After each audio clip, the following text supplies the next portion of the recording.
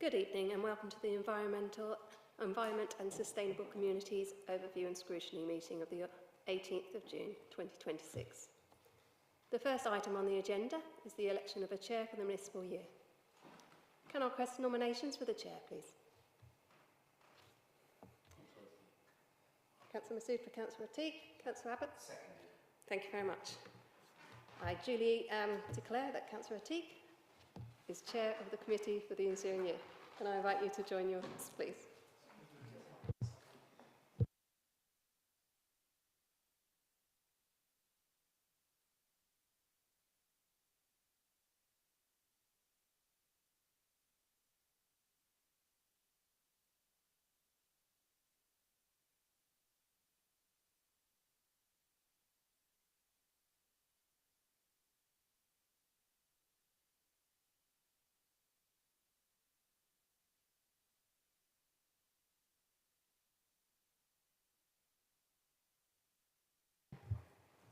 Thank you.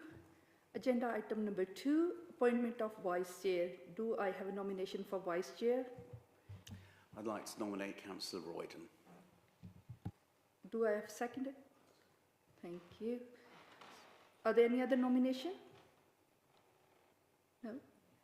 I declare Councillor Royden to be vice chair of committee for this municipal year. Agenda item number 3, question from member of the public and member of council. Are there any questions from member of public or member of council this evening? Yes, Councillor White. Hi, thank you, Chair. I've already submitted these questions beforehand, but I'm happy to take a written answer because they were submitted quite late today. So I'd like to ask, we're probably all aware that animal welfare is sadly declining, not only nationally but locally within the borough. We are seeing more reports of neglect, abuse, abandonment across the board and for many reasons. Having been approached by several residents and read reports online, please could officers clarify the following. Have Bedford Borough Council changed the conditions in regard to the public handing in stray animals to vets or reporting to the local dog warden? Is it now a condition that the person has to provide ID or leave contact details, and if so, when was this implemented? The second question was, do we have the figures on how many stray dogs are picked up and how many are reunited with their owner? Question 3, in the event of a dog accidentally straying and needing to be collected from the dog warden by its owner, what, if any, help can be given to those who cannot afford the payment to retrieve the dog?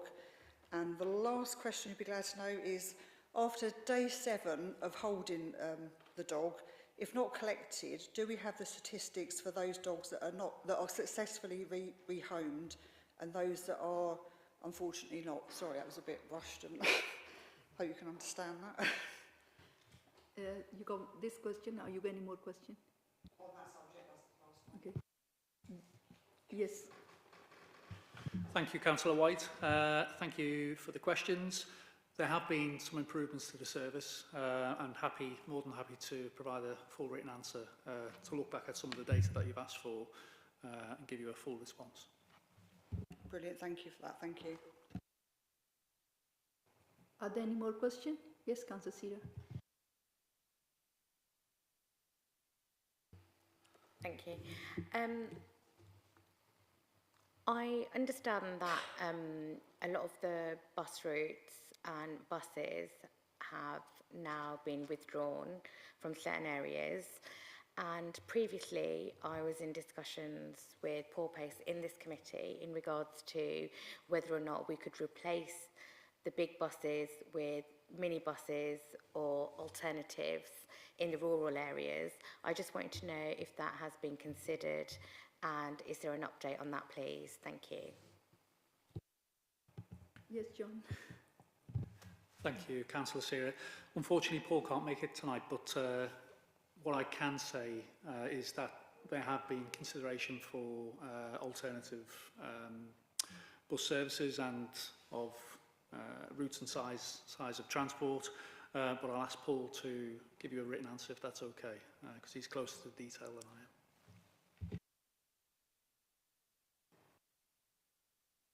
Sorry, any more questions? No? Okay, we move on to the agenda item number 4, apologies for the absence. I have received apology from the Councillor Atkin, and Councillor Masoud is subbing for him. I also received apologies from Councillor Royden, and Councillor Coombe is subbing for him. Is any more apologies? Yes, Councillor Sira.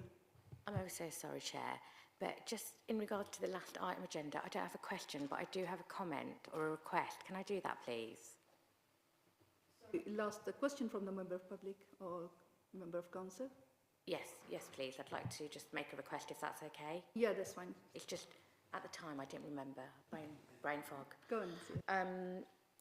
I understand that from our previous meeting that Paul was saying that there is a list of all the roads and in the rural villages where potholes are going to be covered and the surface is going to be redone. I was just wondering if we could get some notification of that. If I could please get that information, that would be really handy. Is that okay? Thank you. Yes, we can supply the information to you. Okay, so move on to the agenda item number 5, minute of the last meeting. Does the committee approve the minute of the meeting held on 19th of March 2026 are correct record and authorize me to sign them? Chair, obviously Councillor Royden isn't here this evening, and he chaired the last meeting. He has asked the minutes are amended. It was circulated, I believe you've seen it. He's asked the minutes include that, as Chair, he'd stated after having served for 14 years as portfolio holder responsible for highways, he believed the proposal to remove all parking on Ashburnham Road and replace it with one-car parking in Queen's Park would create a disaster and create traffic congestion chaos. So we'd like that added into the minutes, please. Thank you. Thank you, Councillor Abbott.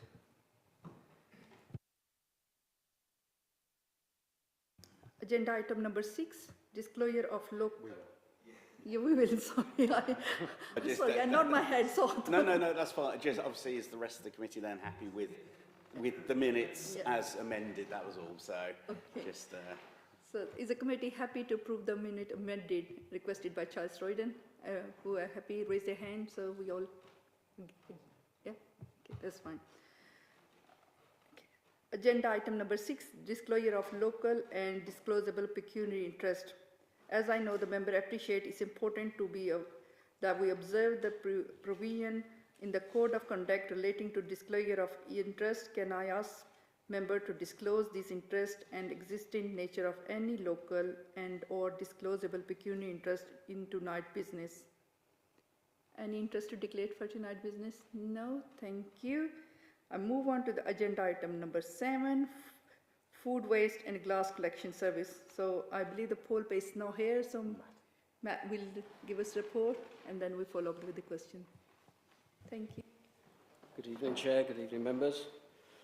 This report provides an update on the implementation of 2 significant changes to the borough's recycling service, both of which have been introduced to ensure compliance with requirements of the Environment Act 2021 and the simpler recycling regulations.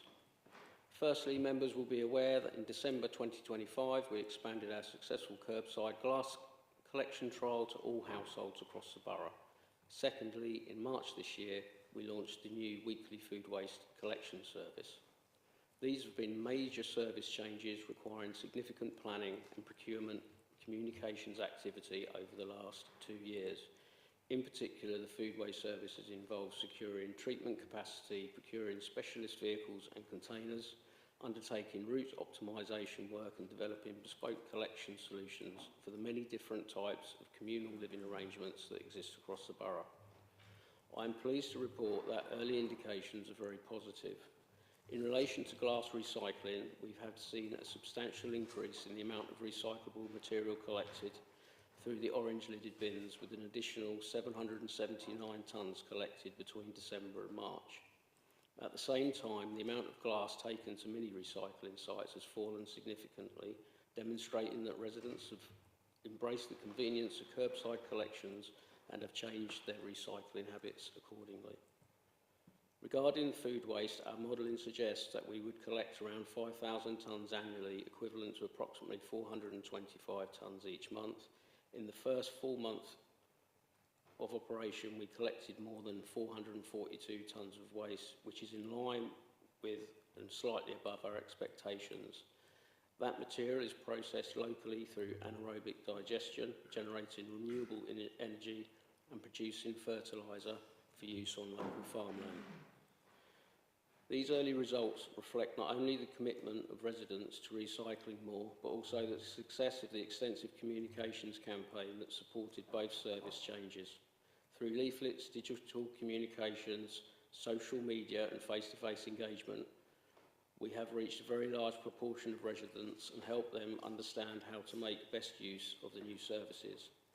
This work has been recognised externally, with the Council being shortlisted for the letsrecycle.com Awards of Excellence in the category of Best Local Authority Recycling Initiative. We are also beginning a phased review of the glass bring sites across the borough. As more residents recycle glass at the curbside, usage of some bottle banks has reduced significantly. Any removal programme will be carefully managed with engagement with parish councils and monitoring of local locations to minimise the risk of fly tipping and ensure residents have access to appropriate recycling facilities. Looking ahead, the focus will be on embedding these new services, improving online self-service facilities for residents and preparing for the next phase of simpler recycling, namely the introduction of flexible plastic collections from April 2027. Overall, the report demonstrates that significant service changes have been delivered successfully, that residents are responding positively, and that the Council is making good progress in increasing recycling rates and supporting its wider environmental and climate objectives. Chair, I'm happy to take any questions from members. Thank you, Matthew. Thank you for your report. Is there any question? So, Councillor Masood, Councillor.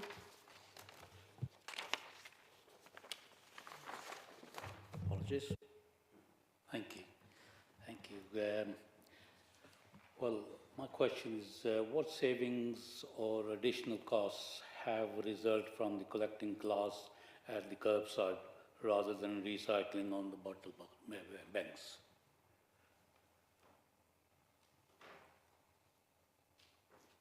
Currently, we're undertaking the work to understand exactly what the tonnages are and how that will roll out.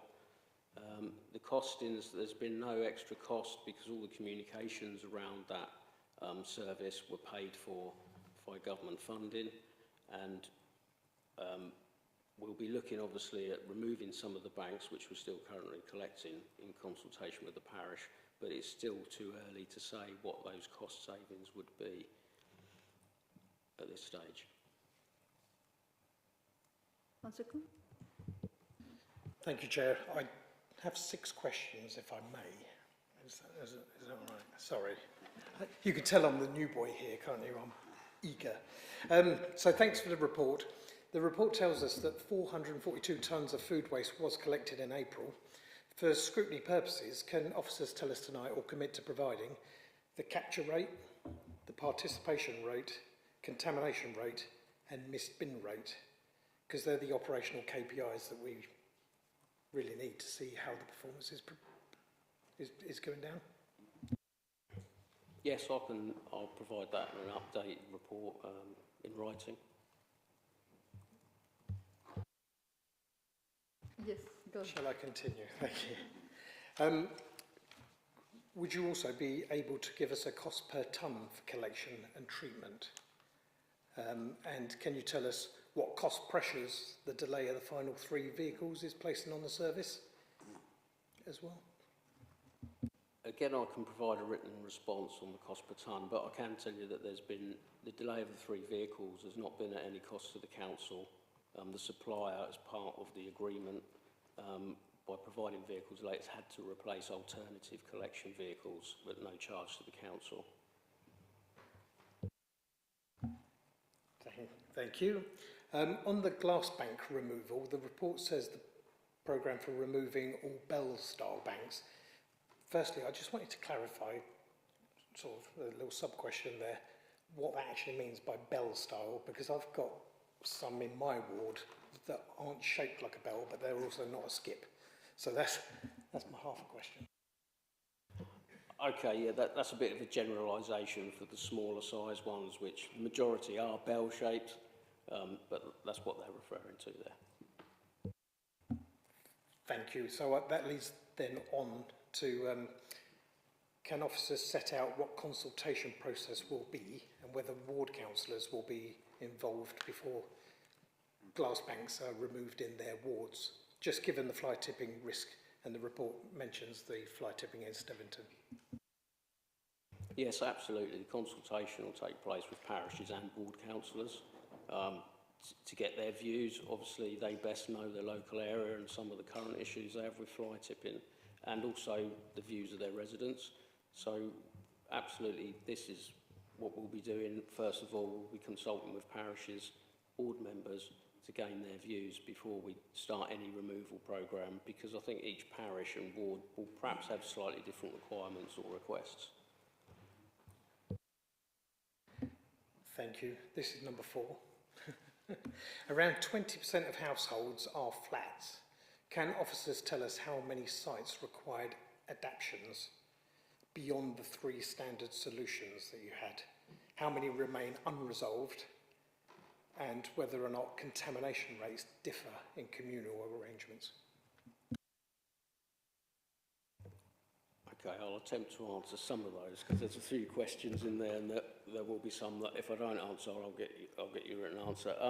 Contamination rates in communal areas are always challenging because it's really hard to police, and so I've seen evidence myself of where food waste, communal food waste, has been contaminated with other items, shall we say. Off the top of my head, I think there's about 3 or 4 sites where we've had to put on-street food collection facilities, housings, because there's no sort of communal area to have a communal storage food waste bin. I will confirm that with the team, and I'll put that in writing. Sorry, what was the other? There was something else I thought I could. It was how many of those type flat situations remain unresolved, and contamination. Okay, as for unresolved flat situations, I'm not quite sure what you're meaning by that. Some have internal caddies, and we did have access issues, which I'm sure some members are aware of been able to deliver the internal caddies for them to then take down to the outside bin store, and we did have to work quite hard with landlords, etc., to gain access, because normally the collection crew just goes to the bin store, and actually delivering to flats, individual flats, and getting access into there wasn't particularly easy. Most of them seem to have been resolved now. I don't believe there's any outstanding, but if there are any issues, or I'm quite happy to take them away and resolve them. Thank you. Can officers confirm whether a full environmental impact assessment of the service exists, net carbon savings accounting for the additional vehicles and processing, rather than just, I think we've just got the single energy figure?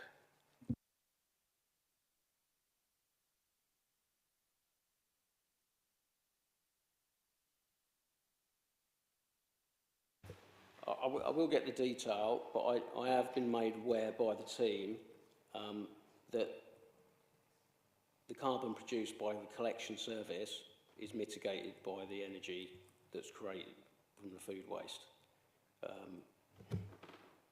That's balanced, it's more than balanced out. I will get you the exact figures on that, but basically we're reducing the amount of carbon going to landfill, and we're producing energy which offsets the amount of carbon that the new vehicles are emitting. And Chair, lastly. Thank you very much for your indulgence. Residents in my ward are reporting missed collections and difficulty getting through on the phone. Can officers tell us the current missed bin rate and how many missed collections are being logged and resolved? I don't have the current missed bin rate with me, but it has been an issue with the new food waste service, absolutely, and it is priority for me and the management team, and that has impacted the call centre. It has, because people have been calling. Looking across the board, it is mostly around the food waste, where we've had 7 new crews that we've had to bring in and train up, some of which have not had experience of refuse collection before, and some of which don't live in the borough. It's not satisfactory. I'm not happy with the level, and we had some issues in actually getting staff at one stage, so we had to have some of the rounds were collecting extra food caddies and not necessarily in their own round, which exaggerated the issue because staff weren't able to settle into their own round and their own routine. So, working with the teams, we've identified some of the rounds that have been an issue. We're putting extra support and training in with those crews to understand why they're not collecting these caddies. Some of it has been down to where we did the round reconfiguration, that some of the data hasn't gone across how it should have, and we're working through those. But it has had an impact. We have a weekly call now. We did have a daily call with the customer call centre to understand the pressures, and the managers and the staff there are doing a fantastic job in giving me the data I need to work with my team to iron out these performance issues. But they are performance issues and they are high priority. And I can assure members that the standard on food service collection has not been what I expect and want it to be in the future. Councillor Abbott. Thank you. This goes back firstly to the glass banks. Where we are looking to remove them, what criteria are you using to determine whether a glass bank is retained or removed? Because there'll be some places where they're still important. Obviously, somewhere like Steventon on the Country Walk, it was really good to see that was removed quickly. But just in terms of, we've got a number of these around the borough, and they are still quite a useful facility. So what is the criteria being used? So we're collecting the data on the frequency that obviously had in the past, where how often we used to have to empty these sites because they would become full, and we're comparing that to what we're doing now. So some of those sites haven't been emptied since January, haven't needed emptying since January, so there's a tail off there. So we'll use that information to share with the ward members and the parish in that area to why we think that it's not viable to have that, or it's not necessary anymore. And we're quite happy to take the view that, well, hang on a minute, you haven't considered X, Y or Z. But we have found that some of the sites are being used, particularly in some lay-bys, they're being used by commercial businesses. And so we're just subsidising what should be a commercial waste. Most people, that if they trust the service, and we're going to get a video of actually how that glass is pulled out, because I know there's still a bit of scepticism of how that glass is processed when it's in with all the other recycling. But most people will welcome the fact that they can just literally pop it in the bin rather than have to put bottles in the car, drive them, etc. So, but we will bring that data, we'll bring that evidence base, absolutely, as part of the consultation.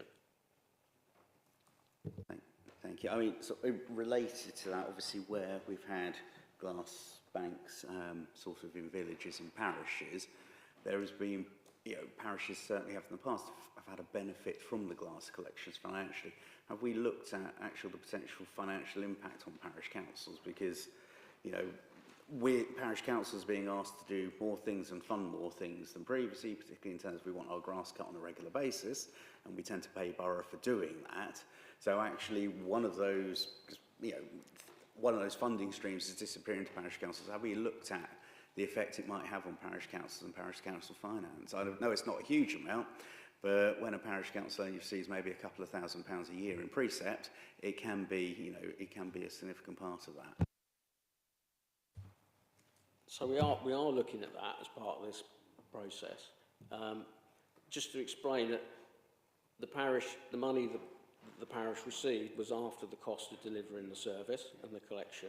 Now, the issue you're going to have is, that exists, is that with less tonnage coming out of those skips, there is less money to pay for the service, and so there'll be less left over. So we do need to discuss that with parishes. We're also looking at potential that parishes might want to carry on that on their own, so we're seeking out potential local contractors that might want to work directly with parish if they still want to do that option locally. So they're the factors that we are considering as part of this, absolutely. Thank you. It'd actually be interesting to see, obviously we've got a concern about an increase in fly tipping of former sites. Actually, the opposite might be in some places, and I think of A70 Country Walk, B, there is a lay-by on the road to Turvey, which is in the middle of nowhere, where you forever see a load of stuff dumped. So whether actually we might see it'd be interesting if we might see a reduction in some of that fly tipping as well, because that would be welcome to see. That might be more of a comment than a question really with it, but it's just, you know, actually, I know we've got a concern about fly tipping increasing, but actually be interested to see there may be some areas where fly tipping reduces, and it would be nice to, you know, see some information on that. Thank you. Thank you, Councillor Abbott. Councillor Sira. Thank you. Mine's actually not a question, it's just a kind request. In our previous meeting, we requested that some of the parish clerks and chairs wanted to attend the recycling centres for a visit to see how everything operates. I just wanted an update. Has this been organised, or is it going to be organised? If so, when can we look forward to this information? Thank you. Oh, we were going to go as well. Yes, by agenda, quite happy to entertain members and in a visit. I'm working with, I've forgotten the name. Yes, I'm working with Ellie to do a poll of when members would be available, because also climate committee members wish to attend. So we're going to try and take everyone at the same time. So that is still happening, and you will be informed. I would just say it's on the work programme. We're jumping slightly ahead the programme for spring summer this year. So. Okay, is there any more question? No, then we move on to the comments. Any comments? Yes, Councillor Abbott and Councillor Simon. Yeah, thank you. I mean, I have to say we've had to ask a lot of questions tonight in terms of actually trying to get hold of data. You know, we are here to scrutinise what goes on, and it's very disappointing that actually we had a report which had very little information. We've had to request a lot of it, and you know, you're going to provide it, but actually we would expect this to be coming into the report to committee in the first place. So we'd rather not, in the nicest possible way, we'd rather not be sat here going, we need all these KPIs, because they should be being reported in these reports to us. Otherwise, we actually don't know how we're doing as a borough. Otherwise, what we get is basically a glossy press release telling us this is all wonderful, but we're not having the data to back it up. And I think it's important for us to scrutinise what's going on, particularly at the time when this council's got no money. It's a huge project you're undertaking. I appreciate we've got some funding. You know, at the moment, we also know government tends to give you very limited funding over a limited period of time. And actually, we need to understand what this longer-term impact is going to be, because there's likely to be a new administration in a year's time, and they're going to inherit what could be a mess if it's not being dealt with and it's not being handled correctly now. So I think it's really important we have that information coming back. You know, we need these reports to be full, have the KPIs in them. You know, we need to understand the effect this is going to have on budget moving forward as well, because this is going to be key. You know, we say lots of nice things. We go out, we do lovely press releases. This is brilliant. We do little TikTok videos of people doing stuff, but actually we're not seeing data as councillors, and that's the bit we need. We need to be able to hold you as officers and the administration to account for the things you're doing, where you're spending our residents' money, and I think it's really important we have that information. So, you know, when we come back to revisit it again, you know, we'd really like to see this data presented in the first place, so Councillor Coombs doesn't have to reel off a list of 6 questions to you of information we would have expected to see in the report in the first place. But, you know, we need to understand actually how, you know, our flats are being served, because there are a number of flat dwellers. I will have to declare interest. I am a flat dweller, and actually food waste is a bit of a challenge for us in my flats where I live. So, you know, we understand that, you know, obviously fly tipping, that could be good or bad. Contamination rate, I think that's important, because there's been a real concern that contamination rates, particularly with glass, will go up, and with our food waste as well. You know, as a scrutiny committee, we want to be able to scrutinise what's going on, and we need the data to do it. So please, you know, with the next report, we do. You know, at the moment, we can't say this rollout is a success. We can guess. If we have the data to back it up, then actually, you know, when it goes well, we do actually say well done occasionally. I know you think we just sit here and lob bricks all the time. I promise you we don't. When things go well, we will thank you. And, you know, and your teams have had a big challenge. They've had to, you know, Sunday collect lots of glass. We've got food waste, you know, and this is stuff which has been mandated at a time when actually I think as a council we probably ill afford to do it. It's the right thing we're doing it, and actually we've been quite a long way behind other councils in doing some of these services, so it's right we're doing it. But, you know, we're already in a financial hole. We just need to understand, are we pushing ourselves into a hole further? But yeah, thank you for the report. Thank you for coming and taking away an awful lot of questions, and we look forward to receiving your written answers. Thank you. Thank you. Thank you, Councillor Abbott. And Councillor Simon. Thank you, Madam Chair. And I'd like to start actually by agreeing with Councillor Abbott in a rare outbreaking of cross-party unity.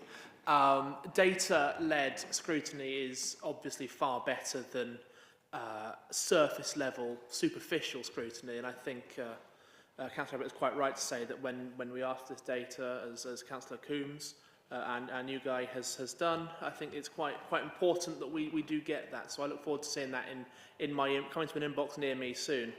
But I do think that we need to also take a step back and say that this has been, especially glass collection, has been quite successful in the borough, and I think that your team do deserve not a round of applause because we're in a chamber here, but they deserve a hearty pat on the back for what has been quite a difficult transition.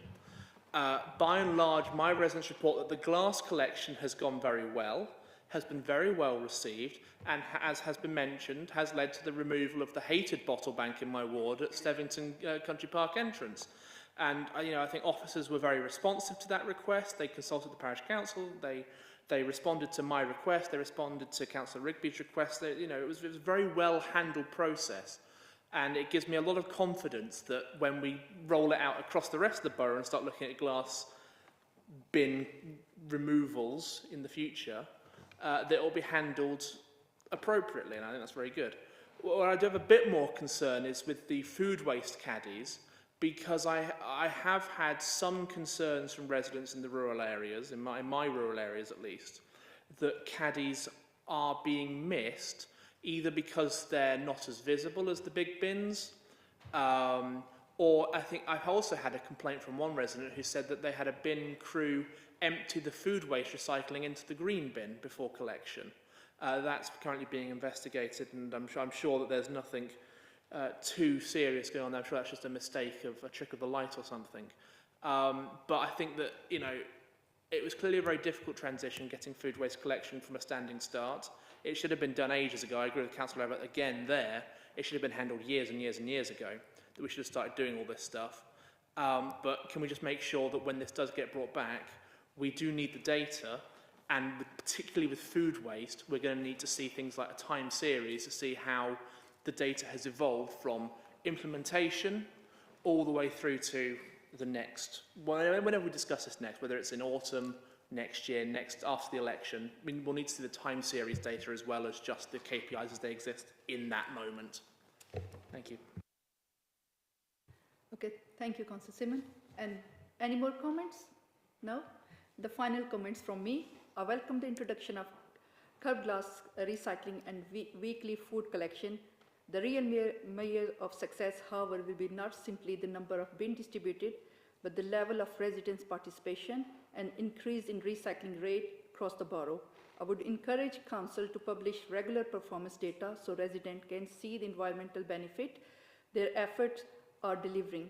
This is a significant change in how the waste is managed in Bedford Borough. We should now focus on ensuring that all the communities, including flat, harder to reach households, are able to participate fully so the benefits are shared across the borough. Thank you, Matthew, for your tonight's report.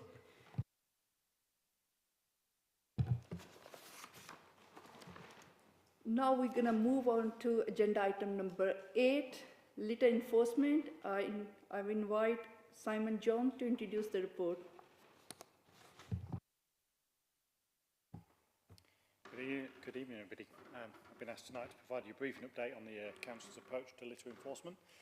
It's an annual report, so some of those in the room may be familiar with seeing it, but certainly for those that are new to do this topic, then it's probably a good idea for me just to explain that littering is an offence under the Environment Protection Act. It deals with anything from a cigarette butt, a small sweet wrap up to a rubbish bag that somebody may just throw down or inappropriately discard. The legislation is very helpful in the sense it allows us to issue fixed penalty notices. Those fees for those at the moment are the fines for the notice at the moment are £150 if you pay in 28 days, or reduced to £100 if you're paid in 14. Now, the whole litter enforcement is dealt with by Andy Cooper and his team, who sat to my left, the EnviroCrime team, to give a bit of an understanding of what they do. They have other roles in fly tipping and everything else, but they deal with over 2,500 service requests each year, and they generally deal with a large of complex fly tipping. The actual littering enforcement in the borough is dealt with by external contractors and has been done since 2018, and they're a uniform service you'll see about that issue these fixed penalty notices. Got a good relationship with that contractor. It's been in place quite a while now, and we continue to push and evaluate what we're doing all the time. So it's a bit of an overview on in terms of the littering and enforcement and how we do it here in the borough. In terms of data, between June 2025 and April 2026, we issued 1,664 fixed penalty notices as a local authority. Predominantly cigarette butts, rolled up tobacco, continues to be the same trends we've seen over the years. It's tobacco, cigarette butts. Offenders, generally between the age of 20 and 59 years of age. Predominantly male, unfortunately. Certainly 2/3 of the offenders that we issue fixed penalties notices are male, and 50% of those are, I'm going to be honest, of the white North European. So it seems to be a similar trend. That trend hasn't changed over the years with the data we've got. It's a similar pattern, similar people, similar offences. In terms of patrols and locations, we patrol throughout the borough on a regular basis. It's fair to say that most of our work is dealt with in the town centre. That is where the highest footfall is, the highest level of incidents occur, and the team that deliver this, the external contract do support us in the town centre with the fines in terms of the PSPO. So the graph 6 shows you by wards, but we do go throughout the borough, but predominantly in the town centre.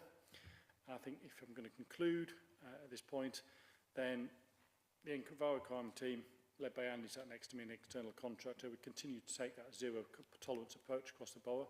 It works very well. And we're always looking for innovative ways to do things and free up resources to do things in a different way. But I think it gives you a flavour of litter enforcement, the data across the borough. I welcome any questions that me and Andy can take away from here. Thank you, Simon, for your report. Councillor Simon, Councillor Coombe, Sarah, and then John Roberts. Yes. Crikey, that's quite the list of councillors wanting to ask questions. I'll restrain myself to the one to start with. So the previous Conservative government, current government as well, have committed to phasing out and banning smoking by raising the smoking age every year. How do you see that impacting these figures, and then how do you see that impacting the contract as it progresses through? Because presumably the contractors are paid on a per bust type system. How do you see that playing through when the amount of cigarette butts starts to decrease and the amount of self-rolled tobacco starts to decrease because it's no longer legal for anyone under the age of 65 to start smoking? Obviously, that'll take years to get to that, but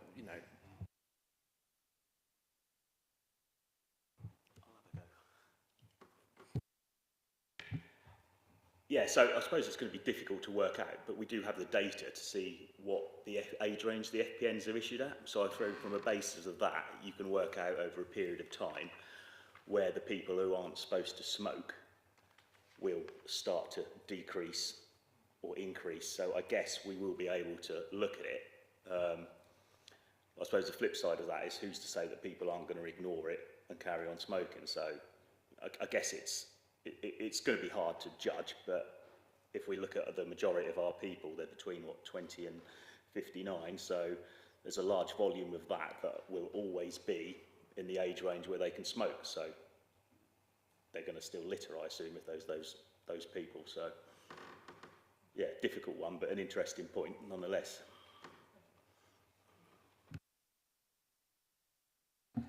Thank you, Chair. I've got 3 questions, but I'm going to attempt to merge 2 of them. Let's see how this goes. I note in your report introduction you mentioned across the borough, yet the table is dominated by Greyfriars and the town centre, and there's no mention of wards such as Shortstown, for example, where we have litter issues. So how do we determine where we're going to target? How is that drawn up? Is having a third-party provider incentivised by going for the lowest hanging fruit, where they can issue FPNs all the time? Do we actually look at cleanliness surveys, complaint volumes, repeat offence rates, and street cleanliness itself? I think it's fair to say, and I alluded to it when I was going through the report, that the bulk of the work is done in the town centre. I think we can't hide from that. I think as we move forward, we along at the same time, you do see that these teams do go out. Yes, you could argue they are incentivized by the easy wins.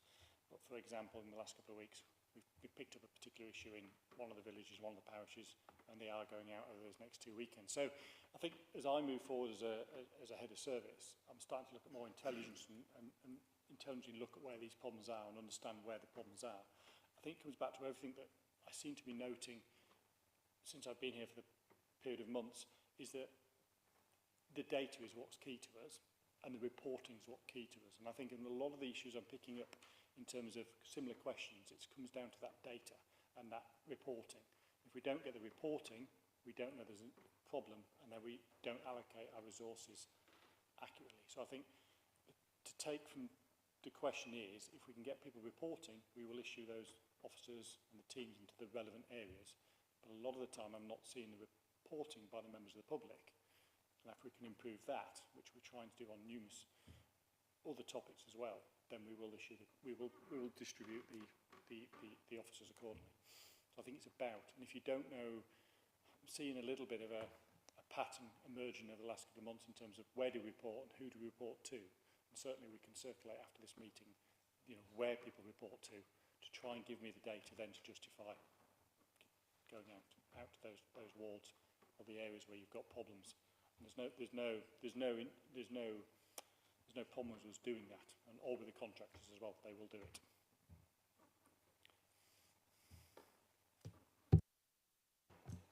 Thank you, Simon.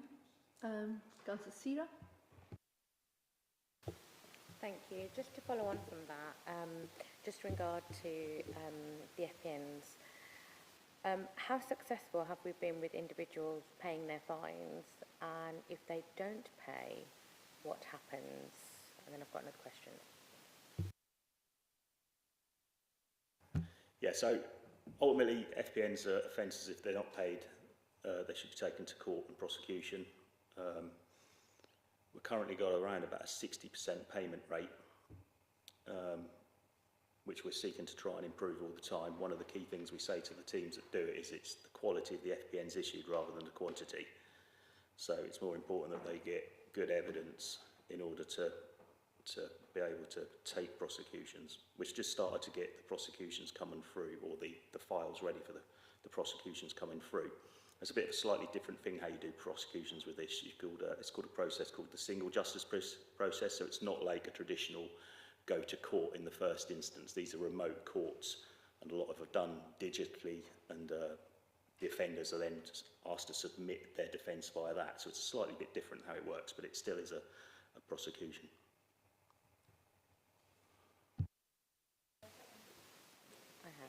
I have, thank you. So I'd like to talk about some litter but it's not in the traditional sense litter, it's in regards to spitting.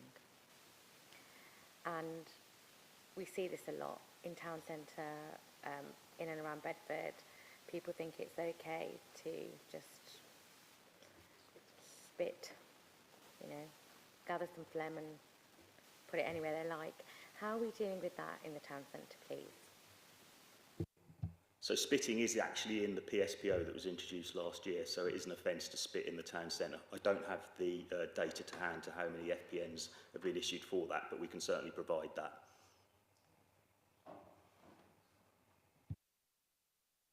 Okay. So who want to go first, John? Yeah, I mean, just obviously, we're told in the report that the contract's cost neutral. Can you let us know the total income which was received? How much is retained by the contractor? What our council contract management costs are? What our legal costs are from appeals and prosecutions? And actually the net income or costs to the council. I appreciate it sort of, again, this is data which would be useful for us to understand. You know, as we said before, if we've got KPIs, we actually want metrics we can look at and understand what you're doing with it. Also, as an aside, how many officers have we got doing this enforcement? Because as has been noted, we look at it, they don't seem to come out of Bedford itself. They've found their way to Biddenham at some point, according to the data. But if you go to Clapham, which is quite an urban village, the litter is a problem there. Now, residents might not realise they can report it, and we will come out and deal with it. So there is obviously an education programme with it. But yeah, how many officers have we got? Because that's the key bit, because obviously they can only be spread so far, and the borough is, the size of the whole borough is quite large. So how do we get them there? So how many have we got? And if we could get an answer back on those other items as well, would appreciate that, please. I can certainly get the information back on the other items. Hand over to Andy for how many officers we got present. So last week we had 4, this week we have 2. It is a very challenging role, and that's seen across the board. I had a contract meeting this week with our contractor, and they're suffering similar experiences in Milton Keynes and Luton with regards to staff recruitment and retention. Okay, thank you for that. That's obviously interesting to know. There's not that many there, and they are doing a good job where they are getting out doing it. We'd obviously love to see them across the rest of the borough, but even if there's only 4 on a good week, then I think we are going to struggle to see them everywhere. But yeah, I mean, that's part of that, and I guess it's fairly evident from the data. If we look at how many FPNs are delivered within what I call the town compared to the rest of the borough, I imagine that should be quite easy to work out. And have we seen any evidence that having these SPNs has changed behaviour when it comes to littering? Because you've sat there and go, well, it's kind of the same every year. So in the nicest possible way, if it's I don't know if it's costing the borough money or not at the moment, but actually, if it's cost us money and doesn't change behaviour, then why are we doing it? I say we don't know what it costs at the moment. I think in terms of influencing behaviour is something that we've started to look at other things as well, because yes, we're seeing the same pattern. Is there anything we can then do around that to influence that behaviour? I think that's something we'll take forward, and it's certainly something we've been looked at in other areas as well. Because if you can change that behaviour, then do you focus on something else? But we'll take that away, and we'll look at that change in behaviour pattern. Thank you. Very quick final question from me. If the number of fines doubled next year, would you see that as a success or a failure of what we're doing? And what is your actual measure of success? I'll take that. Thank you, Councillor Abbott. I think it's a bit of a double-edged sword, isn't it, in one sense? You could see it either way as a success or a failure. We'd obviously, we had a conversation, had many conversations. We had a conversation today around this report. Nobody wants to see littering, and we do want to change behaviours. If I just go back slightly on the question before, rather than looking at these things in isolation, sometimes you've got to deal with these issues collectively. So one of the different initiatives that we've introduced last year was the Town Centre Task Force, Town Centres Task Force. And again, that's to look at littering and a whole host of other issues to try and tackle those in a bit more of a holistic way, to try and change those behaviours, you know, disrupt activities. And as Simon said, you know, we have certainly deployed to other parts of the borough outside of the town centre. What was your last question, Councillor? Oh gosh, I've probably got the same memory Councillor Sierra has at the moment. I've asked it and it's gone off like a butterfly. Well, I mean, my final one was, if the number of fines double next year, would officers regard it as success or failure? And what is the actual measure? What is the measure of success for it? That is probably the key bit for us, because how do we know it is successful? How do you deem what you are doing is successful? Again, I would go back to the real measure of success would be changing behaviours to reduce and remove the littering. But unfortunately, we don't live in that world, and people will not live as you and I may do.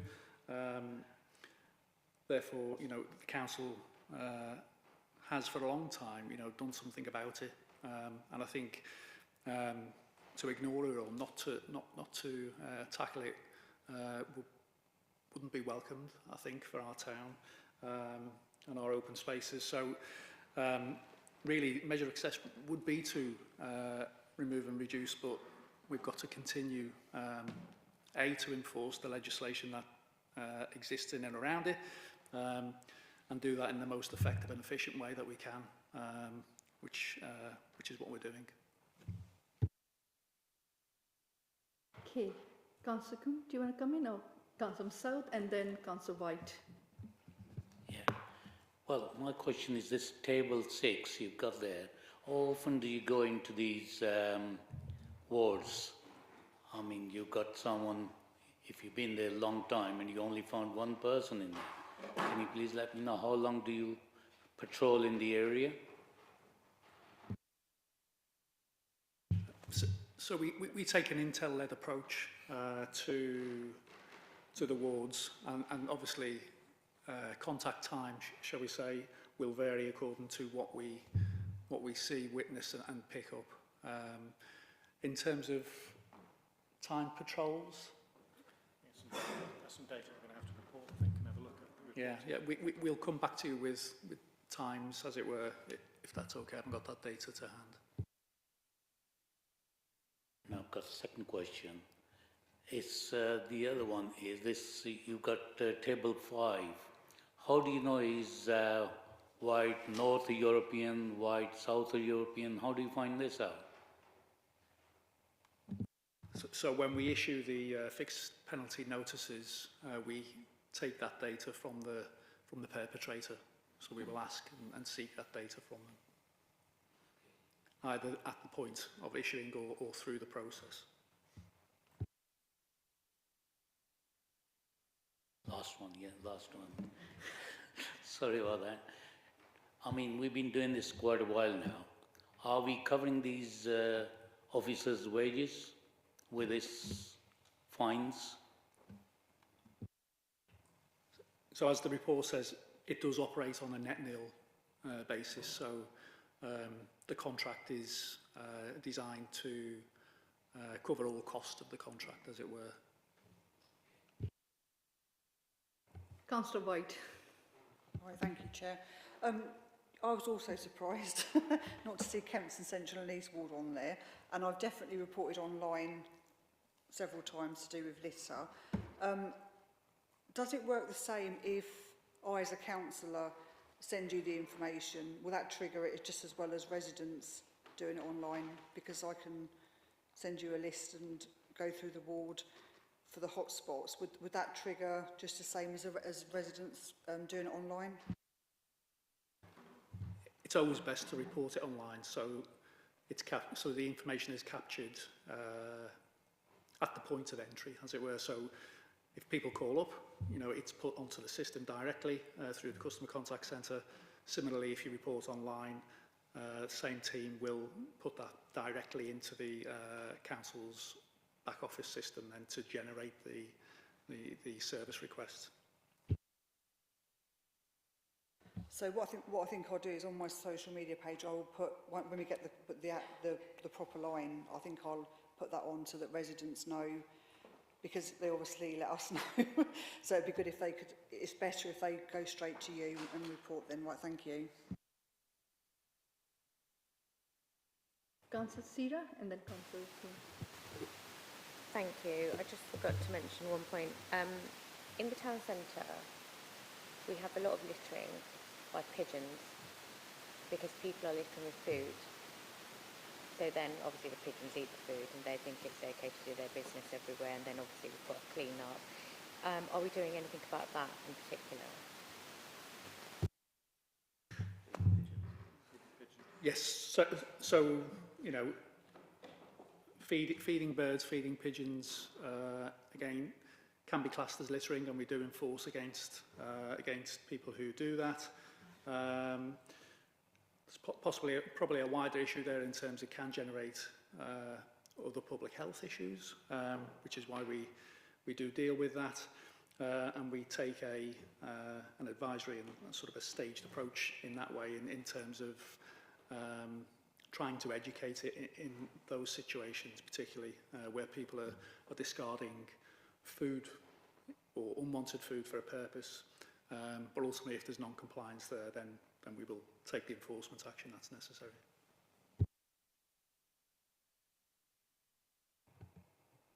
Thank you, Matthew. Councillor Coombe. Thank you. This might have been buried in one of my previous questions, but just because Councillor Abbott sort of teased out what success looks like, I just sort of come back to it. Is there something that the officers are doing currently to measure street cleanliness? Are there audits, surveys? Is there any data that we can see?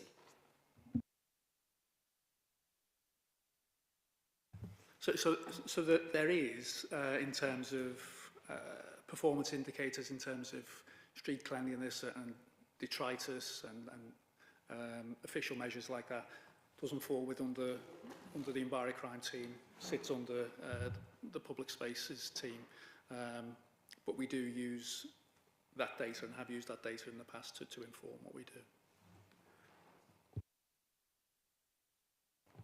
Any more questions? Okay. So last few questions from me.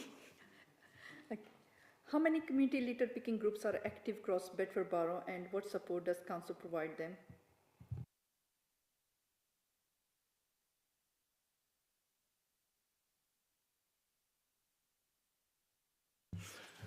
Yeah, apologies, it's with our parks and sort of events team, so I can get that data for you in terms of volunteers, unless Matt, you know.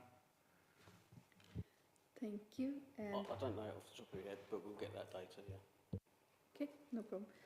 Could the council establish annual... Well, can I just say, so as part of the litter pick, and one of the things our contractors have done is provided litter pickers for the community litter picker team.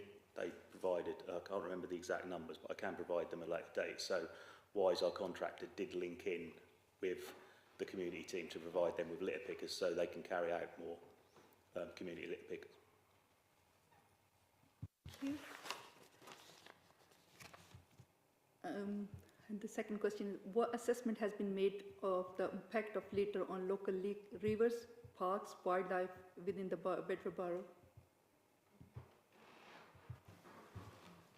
Just repeat that again, please. What assessment has been made of the impact of litter on local rivers, parks, wildlife within Bedford Borough? So impact of littering on the local rivers, parks and wildlife. Has any assessment been made the impact of the littering on that? So again, it sort of strays across parks and open spaces, Yeah. and clearly that's assessed as part of the management and maintenance of those open spaces. Again, it sits under Paul's side of the business, but if you want some information on that, then we could certainly share that. I don't mind if you send in the writing, yeah? Written report will be fine. And Last one, how much of the litter collected is recycled, and are there opportunities to recover more material rather than sending them for disposable? I'll take that, Chair. It's very difficult to recycle litter because in the litter, you're collecting the litter, it's a bit similar to like we have issues in contamination in communal bins. People put all sorts in the litter bin. So actually, I'd say there's very little. I could try and look at, I'll get some statistics from the team, but I would say very little recycling takes place from litter bins because it gets contaminated. There's no way to police that. That's fine. Thank you, Matthew. Hi, I just thought it might be worth making a few points. First of all, because I was there when we started this approach, which was way back in 2016, 17, that kind of time. And it links very much, Councillor Abbott, to your point and to Councillor Coombs about success and what it looks like.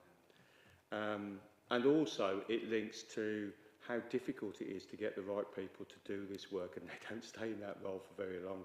I can say that from a matter of experience because I remember being doing that work when I started back in the sort of, show my age now, sort of late 80s, early 90s in Birmingham, doing the same work and dealing with litter. So it is a very difficult, challenging job to do. But what I will say is from experience, and many years' experience of looking at this, it's that if you have nobody doing this work, and we used to have full-time council officers that were paid a wage, and I remember one of the reasons why we went down this route was that there was, when we were in that, doing that, there was very little fines being, delivered, and it really did go up once we started to get the right people in the role and operating that they are. And if we didn't have that, I do think you would see a significant, but it doesn't matter. I'll spit, I'll chuck litter. At least some of those messages out there. Now, how effective that is really, really difficult to determine. And as John said, it's that sort of joint approach of how we're dealing with it. It's just part of the jigsaw puzzle. But as I say, I was there when it was first started and the reasoning behind it, and that was because it was a lot worse. And that's why we started to go down the route that we did. And I recall that very well. Sitting actually with Councillor Royden, it's a shame he's not here because he could probably remind me of the date of when we started that. I'm sure he would. And the reasoning behind we went through that. So I hope that's useful to the committee. And I'm happy to take more questions if you want some. Thank you. Any more questions? No? We'll move on the comments. Any comments? Yes, Councillor Abbott. Thank you for that. Thank you for the report. And I think for the officers who are doing it, it must feel a fairly thankless task because no one will ever like you for going out and issuing a fixed penalty notice to them. And people shouldn't be littering in the first place. I accept that. It's just, look at the report. All we really seem to find out about is the number of fines we're doing. We're counting the fines. It's great. We're issuing them. We're getting lots of data about who's getting punished, but there's no evidence that the borough is actually any cleaner. And certainly, and this is anecdotal, if you look at social media, people forever complain about there's litter everywhere, what's the council doing about it? And I know we are doing something, and I also accept it would probably be a lot worse if we're not doing it. But, as I say, success just appears to be a number of penalties we're issuing. And that's really then potentially less enforcement strategy and more revenue strategy dressed up as public protection. You haven't actually told us what it costs. You've just told us it's cost neutral. We'd like to know what it's costing the council, and it really is cost neutral with that. But that's not to take away from, the thanks to those 4 people, and there's not many, not many of them. They've got big borough to do. I would really encourage them to come out to some of the rural villages because some of the rural villages do have a littering problem just because of the size of them. And actually, I'm not going to say you're missing an opportunity to make even more money because that's not what we're doing it to keep our environment clean. But I can think certainly Clapham within my ward really do with a visit. I think, and I could be wrong, but and apologies for speaking for you, Councillor Simmons, but in Bromham there are bits of Bromham, particularly where I guess, around sort of the shops off Oliver's Lane and potentially around where I want to call it Budgeons. It's not Budgeons anymore. It's the Welcome Co-op, yes. It would be seen, I think, and it would go down very well with residents, to be seen that we're not just town-centric on it, because, rural communities feel ignored by the council. So actually, please get out and visit those rural communities. Shortstown, again, it's actually quite an urban environment, and we're not going down there. And, there are huge littering issues, but, thank you. Please pass on thanks to the guys who are doing the work. I think that's really important, because it's not a job anyone's ever going to go up and shake their hand when on the street. So, please, hopefully, I speak for all of us here, pass that on to them for what they do. Thank you. Councillor Simon. Thank you, Chair. I think Councillor Abbott knows my ward rather well. I think I need to return the favour and get to know his a bit better. It's a very good shop. So my comments, I think, like Councillor Abbott, thank you guys for what you do. It's a thankless task, and you're more likely to be sworn at than thanked. But it's an essential service. I think it's a service that residents who aren't committing crimes are very grateful for. And thank you for what you do. I'd like to also say that we'd love to have you in the rural areas. I know that Bromham, as has been mentioned, but also in Turvey. I think there are some litter issues, especially when the bins overflow at certain points. There are definitely times when that would be very beneficial. That's probably about that. Yeah. So Turvey, when it comes up, when the bins are full, there are issues there where it does need to be addressed. So if you could send people our way, do please find the time and find the officers.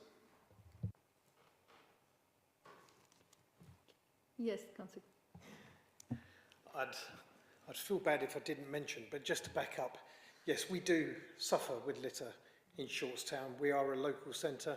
We have lots of people travelling through, visiting the shops, because, we've got some fantastic amenities and businesses there. We do have parish council litter picks, so they're fantastic at trying to keep the area tidy. I also run some litter picks as councillor with some residents. We also pay for litter picking both through the parish council and through private estate management companies. So it'd be really, really beneficial for our residents, because they do feel like they pay estate management fees. They do feel like they pay full council tax as well, full parish precepts, all of those costs. And and then we're out picking up people's litter as well. So it'd be fantastic. And there's some key spots that I'll happily log online to give that data back to you. But again, as Councillor Abbott said, thanks to the operatives that are out there, I probably would go and shake their hands, just like I do with our parking enforcement officers, because they're awesome. Yes, Councillor Sir. Yes, Sam again. You are doing a really good job. I worked with Andy quite a long time, but I think that needs to come back again. What we did with different languages, with the litter people throwing, we went around in Queen's Park with every house, and that worked quite a lot. And I think that sort of thing needs to come back, and that might work better than having the officers going around and picking people up. Once they know what they are doing wrong, because a lot of Europeans doesn't know what they're doing, because I find them, they leave their furniture outside on the footpath. And when I ask them, they say, no, in our culture, we put it outside. If someone needs it, they can take it. So that sort of culture they have, you see. This is why I'm saying we need to do something in their languages as well, so they understand what they're doing.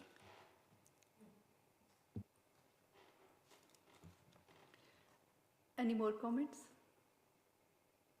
No? Okay, the final comments from me.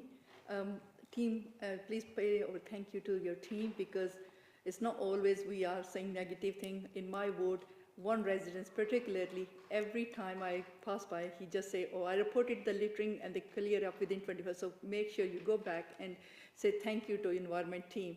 he was living somewhere in London, so he said it takes 7 to 10 days to clear up the rubbish pile. Bedford Borough Council is fantastic, so within 24 hours, they clear whatever's been reported.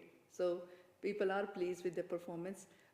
One last request, I raised a community litter picking group because I arranged one, and before that I received a booklet, it's health and safety leaflet, that is 35 pages. You have to read and fill it up and send it back before you arrange a litter pick. That might put it off to the community litter picking group, so please somebody can go back and look and review and make it a bit simpler and shorter.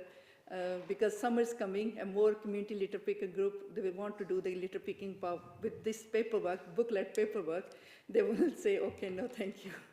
So that's my last comment. Thank you very much. Okay, so we move on to the agenda item number 9. Please, can I ask Matthew, Head of Services, to the waste, Climate Strategy Action Plan, agenda item number 9. Thank you, Matthew. Members, this report provides an update on the Council's carbon reduction delivery strategy and action plan and outlines the progress made during 2025-26 towards our commitment to achieve carbon neutral council operations by 2030. The report covers a full range of emissions within our control, including operational buildings, fleet and transport, business travel, working practices, carbon offsetting and climate resilience, as well as looking ahead to the opportunities presented by community energy and local area energy planning. Since the strategy was refreshed in 2025, we have continued to strengthen cross-departmental working and improve the way we monitor and report progress. We've established a staff carbon reduction delivery group to provide greater oversight to identify both opportunities and barriers to delivery. As a result, we have increased proportion of completed actions from 11% to 18%, while over half of all actions continue to make progress. There are several positive developments to highlight. Early analysis suggests that both electricity and gas consumption are continuing to trend downwards, despite the additional emissions associated with the return of leisure facilities into the Council's portfolio. Renewable technologies installed on Council buildings now provide over 5% of overall electricity consumption, and the Energy team is working with colleagues to develop a pipeline of priority sites for future investment and external funding opportunities.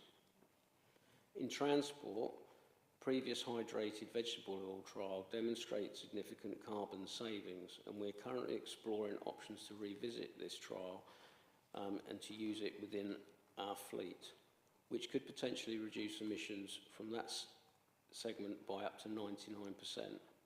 Driver efficiency monitoring has also delivered improvements, with over 9 in 10 drivers now achieving very good standards of fuel efficiency whilst driving in our operational services. We've also seen encouraging process in staff travel. Electric vehicle use for business mileage has increased substantially, with miles travelled by electric vehicles almost tripling compared with the previous year. The local electric vehicle infrastructure project is progressing. In terms of wider sustainability, we continue to strengthen the links between climate change and public health, improve our reporting framework and enhance sustainable procurement practices. The commercial food waste service has also expanded successfully, with more than 660 tonnes food waste diverted to anaerobic digestion since the service commenced. Looking further ahead, one of the most exciting opportunities is the emergence of community energy.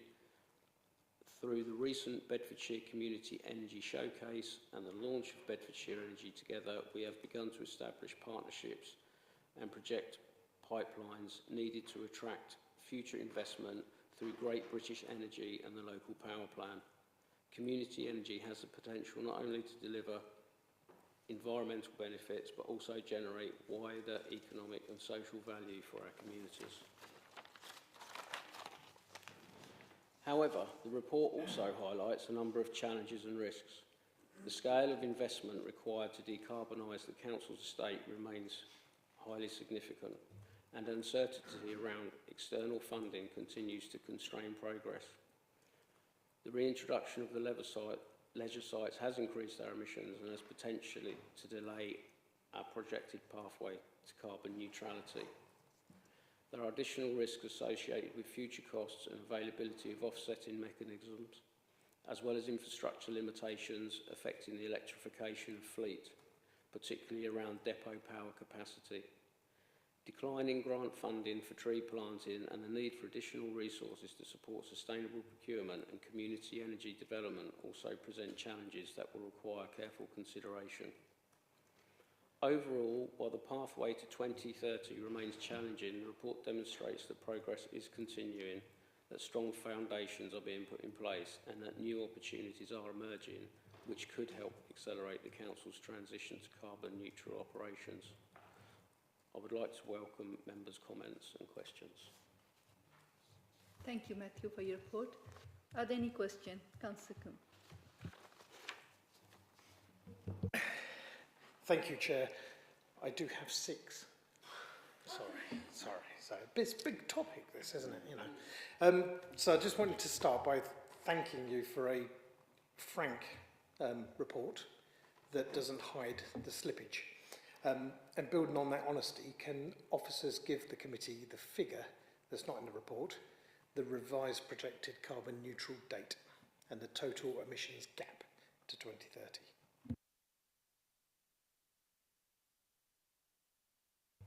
I'll have to come back to you with that exact figure and date. I mean, it is dependent. Again, we have a roadmap, but there's lots of fluctuations in that. How much funding, government funding, will there be available? And that's predominantly what we're going to rely on to achieve our aims here. So it will come down to funding and resources. That's the old chestnut there, I guess. But if you look at like the national politics at the minute around this, and we've got issues where there's a big debate going on at the minute of where funding is going to be found, say, to fund our armed forces, and where the axe is going to come perhaps in other areas. And I think, again, once again, funding for climate change initiatives is probably coming in under the spotlight. So that's an uncertain time at this stage. We have got some projections on there. Should we have funding and should we not have funding on the roadmap and in the report? There's just a lot of uncertainty at the moment, which is what the report pertains to, really. So I think it's going to be difficult. I mean, there's so many scenarios and variables at the moment. I think it will be difficult. I will go back to the team and ask them if we can drill down into that. That's all I can say at the minute. But I will go back to the team and I'll get as much information as I can for you on it. Thank you. Actions on hold have risen from 16% to 24%. That's 8 more than last year, and a 50% increase in stalled actions. Can officers tell us which specific actions are on hold and the main reasons so members can understand the delivery risk? I can give you the reason. Again, it's the same. It's resource, it's funding of these initiatives. I can't give you a list of those initiatives right here, right now, but I will get you that list. Yeah. Okay, and the report identified around 60 million of investment needed across the 73 sites, and separately 30,000, 60,000 for community energy capacity building. Can officers tell us whether any funding is currently identified or secured, or whether these remain unfunded at this stage? At this stage, they remain unfunded. And moving on to Levi funding charge points, can officers explain the cause of the delay of installation and confirm the expected timeline now?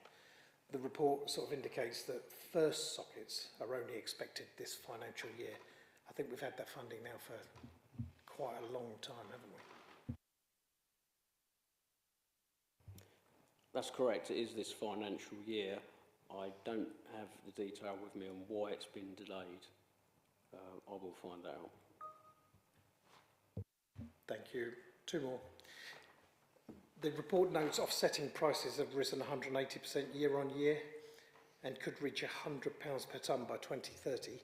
Can officers confirm whether a costed offsetting strategy exists or when one might be expected?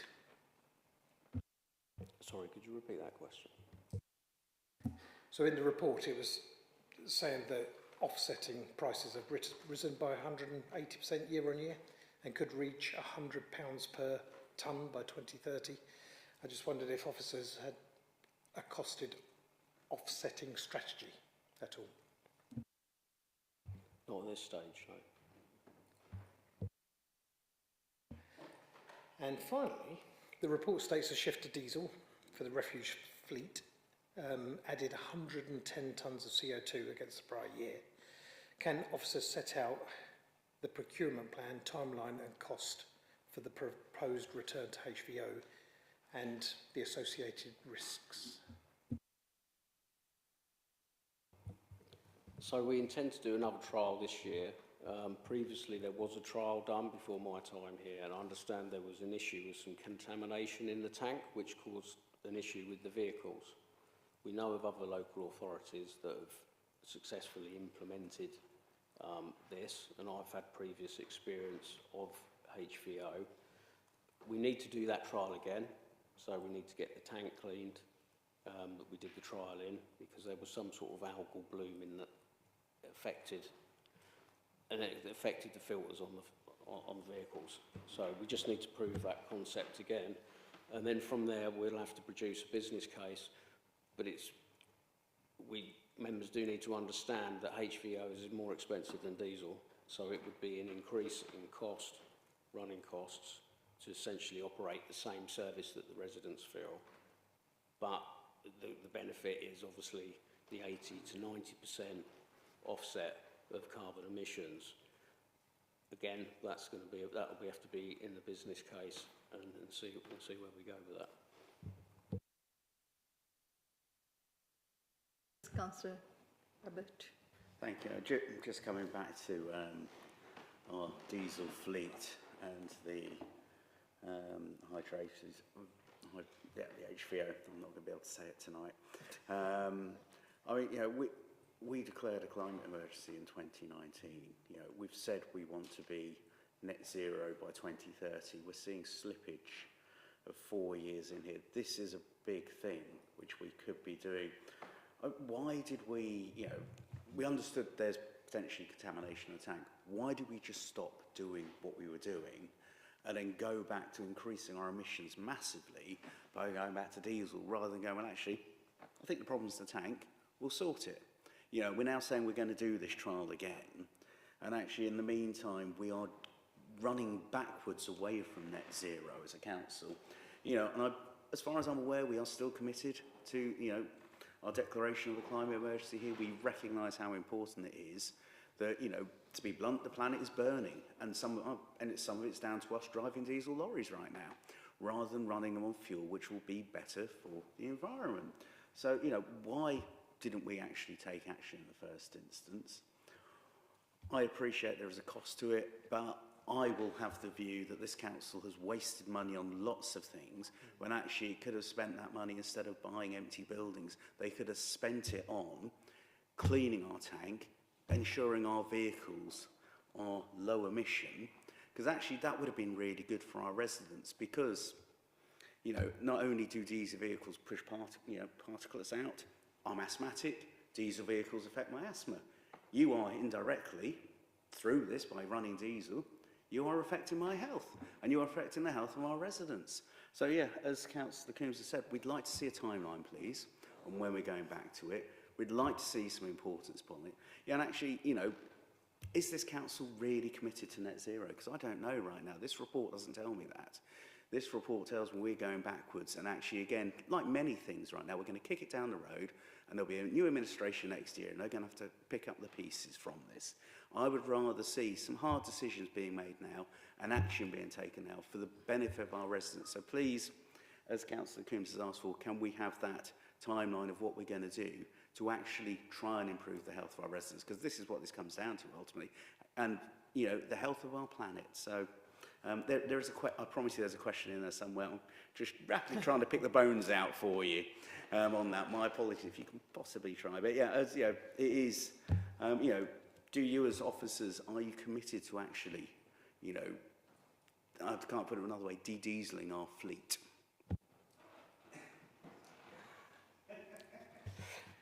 Yes, 100% we are. I mean, the reason it was stopped was because it was affecting the fleets. We was having vehicle breakdowns. We couldn't deliver the service. So, obviously, that would have been upsetting residents, would have been filling inboxes of members, quite rightly, and putting pressure on the council. So the decision was made at the time to stop because of the risk to the service, a valuable service. And I've come in and I'm reviewing that, and I've had experience of doing this before, and I intend to put a case together and prove that the concept that it works with the vehicles. But like I say, the caveat will be it will cost more than the diesel, so that service, revenue-wise, will cost more to run. I'm just managing expectations here for members.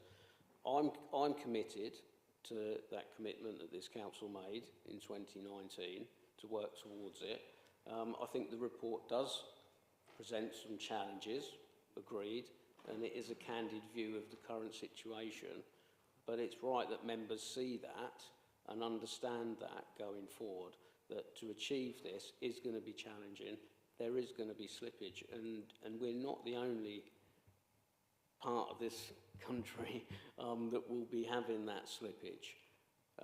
And so it will come down to priorities of finances, ultimately, for whichever administration is here. No, thank you. And yes, as a side of that, you know, battery electric vehicles, we're seeing obviously a lot of car drivers are changing to them.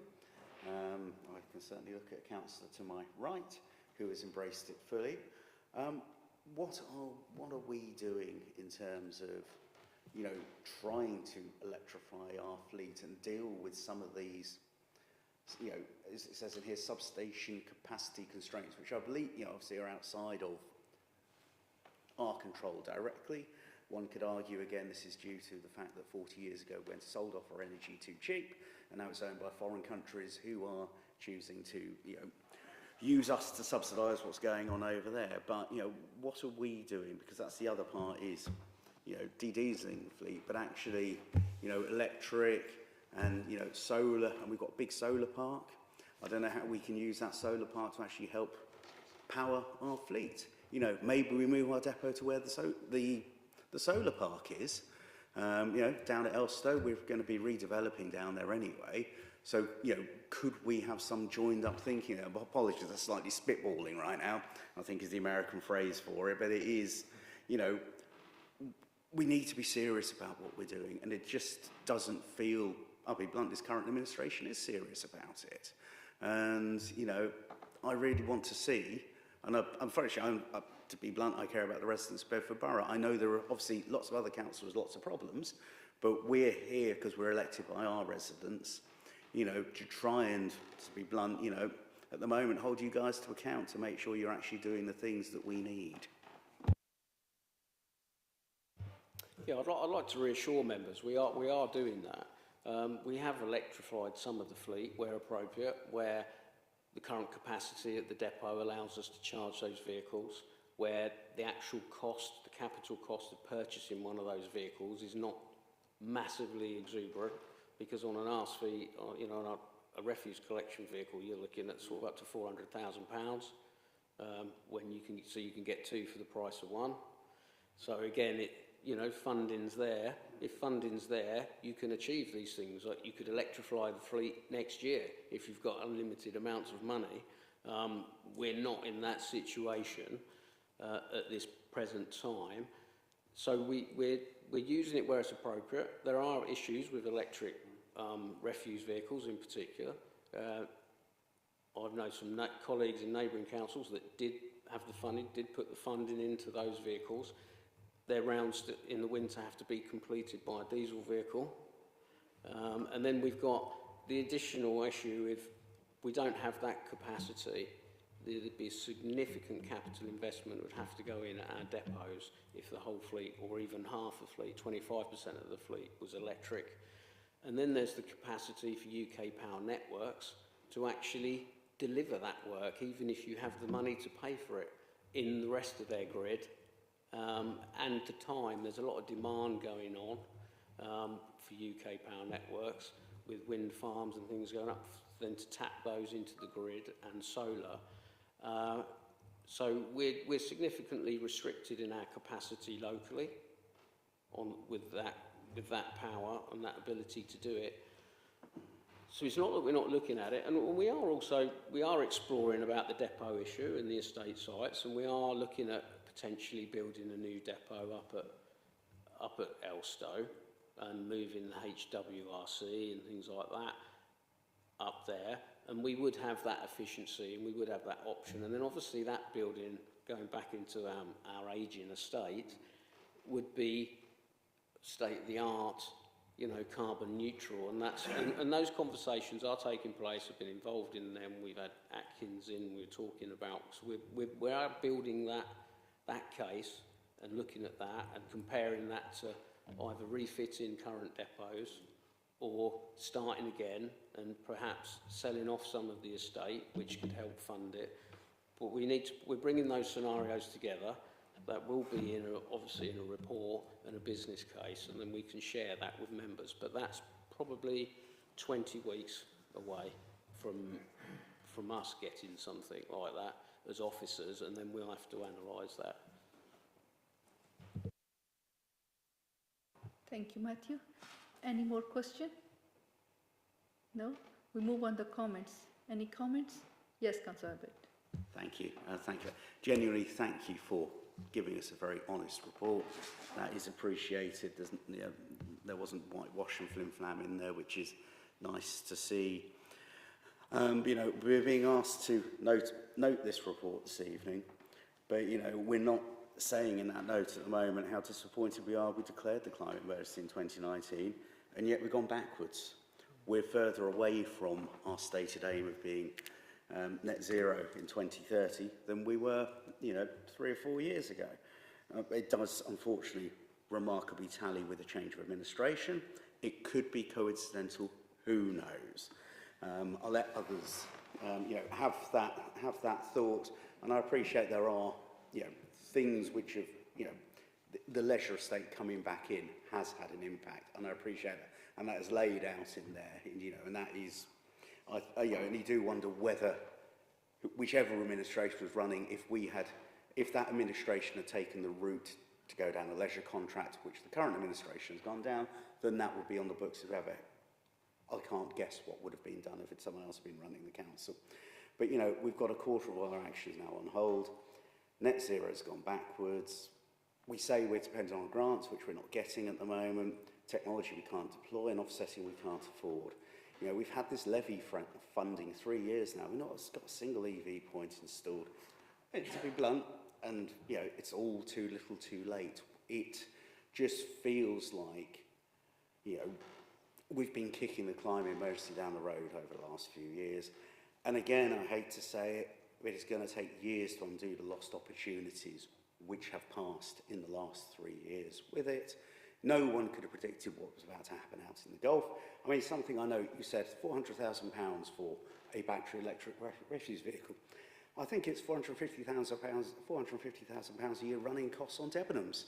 Do you know what? We could have been buying an electric refuse vehicle a year. I think that would have been far better value for our residents. And actually, if we hadn't bought that building in the first place, we could put more money into our state to be doing the right things for, you know, the residents of the borough by reducing our emissions. But, you know, maybe it's time, and he's not here tonight, but the mayor should be honest and say he's just kicked the climate emergency into long grass. He's going to leave it for next administration to deal with, because that's what it feels like. But this appears to be a constant message we are getting, that it's a bit difficult to deal with. We've got a financial crisis, won't really deal with it. We'll just keep passing it on.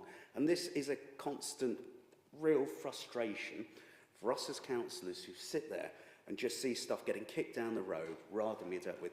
You know, we should have a leader who is standing up, being counted, and saying, yeah, do you know what, we need to do stuff. It's not happening.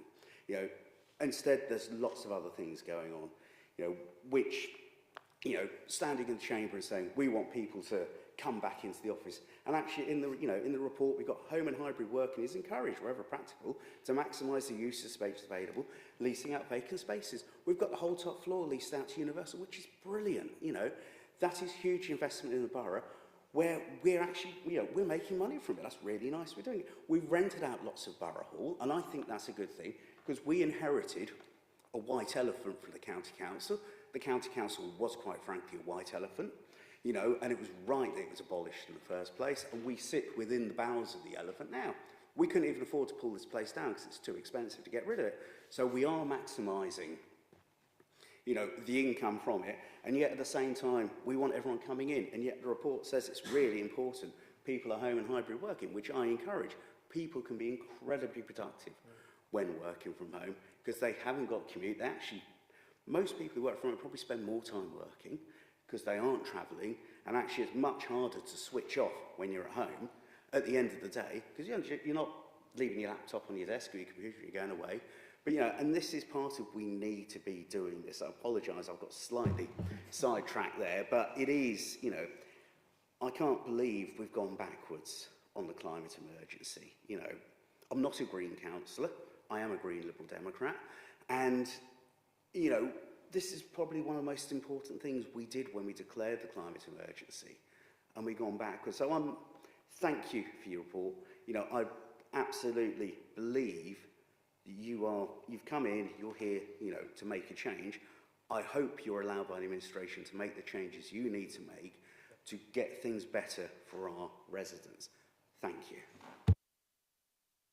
Thank you, Councillor Abbott. Councillor Simon. Thank you, Chair. Councillor Abbott seems singularly convinced we're going to have a new administration after May. I didn't realise he was so committed to a reformed mayor of Bedford Borough. I'd also like to thank the Office for this report. It's hard-hitting, it's critical, it's everything that every report that comes from this council should be. It's very honest, transparent, doesn't sugarcoat it, provides data. It's you know, whatever the report says, you can't argue with how it says it, and that's fantastic. I'm just going to pull up one of Councillor Abbott's points. I'll focus on one because he covered a very wide range of ground during his 10 minutes there. And I'll just say, you know, the County Council wasn't perfect. What didn't exist for a lot of my life, more than half of my life now. But the government's own policies state that a unitary authority should be 500,000 people or more. This borough currently has about 200,000. We're at 40% of capacity. Imagine if we had the county council and we had all those efficiencies of scale, economies of scale, we could have invested that dividend right back into this plan. Something to think about, because I think that one of the issues that this borough has is that we are, in the grand scale of unitary authorities, a little tiddler. We're tiny. We are, I think I'm right in saying, the single smallest unitary authority and the single smallest single authority mayoralty. So I think it's easy to make sweeping statements, as Councillor Abbott has, but we need to be critical of those statements every bit as much as we are critical of the progress and the way the report has looked into it, because I think that Councillor Abbott has made himself very wide of the mark with that particular comment. Thank you, Councillor Simon. Any more comments? No? Thank you very much, Matthew, for your report and your comments and question. I know it's a difficult one. Other recommendation is that committee notes the contents of the report and the activities that have been taken place during 2025-2026. Are we in the agreement? Yep, thank you. Chair, sorry, I would propose a slight amendment to that. Okay. That the committee notes we are disappointed about how we have gone backwards on that declaration of climate emergency. You know, it's the rest of the report, absolutely, I think it's a good report. I'm happy to note it, but I would like it to be noted that we are disappointed that we have gone backwards. Chair, I'm not going to formally object, but I object as a matter of argument in that because the terrible fusion contract has been dissolved by this administration, the reason we've stepped backwards is we've taken on some very energy-intensive propositions, including 2 heated swimming pools, which are incredibly expensive to run and incredibly energy-intensive to run. So I don't think it's a case of we're going backwards. Maybe we're not making the progress that Councillor Abbott would like to see. I will share some of those sentiments. A lot of the investments that are being made are investor-save, solar panels being a prime example, or they are genuinely improving the experience of residents of the borough in the reforesting efforts. I think those are fantastic things that we should be doing more of, and we can quibble with the amount of progress that's being made, but we are shooting at a moving goal, and I think it's very unfair to our officers to say that they're going backwards when in fact the goal has been moved further away from them rather than them being pushed away from it themselves and not putting the effort in. Thank you, Councillor Sim. Do you want to rephrase your wording? I do. I mean, I would have been very disappointed if a member of the party who runs the administration didn't push back on that, actually. So I'm not surprised that that has happened, if I'm honest with you. Yeah, I mean, yeah, I think we should, yeah, and I take the point that a leisure estate has come back in, and we could go around in circles about we could have done things differently with a leisure contract, but you know, we have a leisure contract which is in front of us. I still think we should be noting we are disappointed. We declared the climate emergency in 2019. You know, and not going back necessarily going back to it, I am also disappointed to note that nearly a quarter of our actions are on hold now. So maybe it's rather. Yeah, I mean, I appreciate again, this is terrible, this cross-party stuff where it worked. I mean, yeah, go on, Councillor Simmons. Rumours are going to start flying, Madam Chair, if we keep on agreeing so much, although I'm not sure who's going which direction. So I will propose some wording off the top of my head that the committee notes the contents of the report and expresses concern about the potential delay in delivering upon the expressed will of full council that we reach climate neutrality or net zero by 2030. That would be my proposed wording. Chair, I would second that then. Agreement? Yes. Yep. Yes. Thank you. Okay, thank you very much. And now we move on. We move on to the agenda item number 10. There have been no call-in this item, so we move on to agenda item number 11. Agenda item number 11, executive decision. There were 2 decisions made by executive which fell within the remit of the committee, and there were no individual executive decision. Are there any questions on this decision? Yeah. It's not a question on the decisions per se, it's more my understanding from the workshop that we took last month was that we were going to have a meeting by meeting update on the local plan. And while I'm grateful that is coming in the future, I thought it would have been this one in particular would have been a good one to not only have that update, but also to get the portfolio holder in and ask them some questions, given the fact the process has essentially just started anew. So I suppose it's a question/comment that goes across 2 different agenda items. Perhaps at the next meeting, we could do that and invite the portfolio holder in to give us sort of an overview, and we can hold them to account about the plans. Because, in rural areas, as Councillor Sierra found out on Monday, we're getting absolutely hammered by these planning applications, and we need to make sure that we are absolutely on top of this, because if we don't, then residents are going to really suffer. Any seconders? Yeah. I absolutely second that and agree. I've just had information about another massive proposal in my ward, and absolutely we do need to, and again, not necessarily hold to account, we need to make sure that this plan is progressing and we are heading towards that end goal of having something which will help give some comfort to our residents. So absolutely second that. Thank you. So we're all in agreement? Yes? Okay, thank you. Are there any comments? We already have a question/comment, so we move on to the agenda item number 12.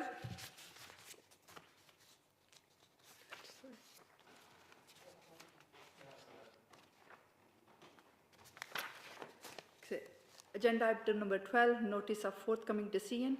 Are there any question on forthcoming decision when the member have asked? Yes, so are there any question for the forthcoming decision? Yes, Councillor Simon. This is becoming the Councillor Simmons show, and we must simply avoid that from being true. But the Cardington Road Leisure Park is, I think, a really important investment in the borough, and it's the only thing on our potential work programme. But I would love to see some pre-decision scrutiny on that, given the new collegiate atmosphere that has broken out in this meeting, and the impact it will have not just on Councillor Coombs, but also on the wards surrounding that particular ward. So I think that would be great to get some pre-decision scrutiny on, have the portfolio holder in, see what they think, kick the tyres a bit, and just feedback. I'm sad to say I agree yet again with Councillor Simmons. If only I did have it down as future decisions. It's one, we do need to be looking at doing some pre-decision scrutiny on. So thank you for taking the words out of my mouth, Councillor Simmons. So we all in agreement. So you're seconding it, and we all in agreement, yeah? Thank you. And we move on to the agenda number 13, committee work program. Okay. We go.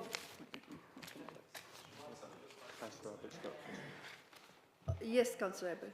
Just in terms of bus services in the borough, we obviously say update and performance of the 3 bus operators.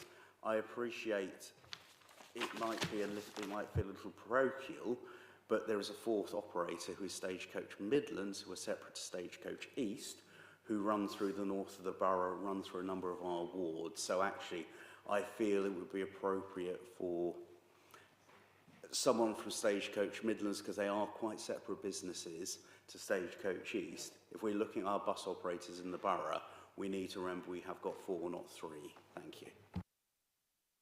Thank you. And the second one is, Councillor Simon, did you raise a hand? I had a distinct comment on the July meeting, in that we've just scheduled some pre-decision scrutiny for that meeting, which have put us on 5 quite beefy agenda points. So I was wondering, the work programme says that the Biddenham Country Park situation is a briefing note. Perhaps we take that off the work programme and put that firmly in the briefing notes section, rather than having it as a full agenda item, so that we don't end up doing a full council and finishing at midnight. We all in agreement, for a briefing note rather than scrutiny item? Yeah? Thank you. Thank you. And next item is road pavement and potholes and the local plan 2020-50. We all happy with the agenda items for next meeting, 16th of July 2026. And there's no further agenda item to discuss. I declare meeting to be closed, and have a lovely evening. Thank you. Thank you, Chair. Bye.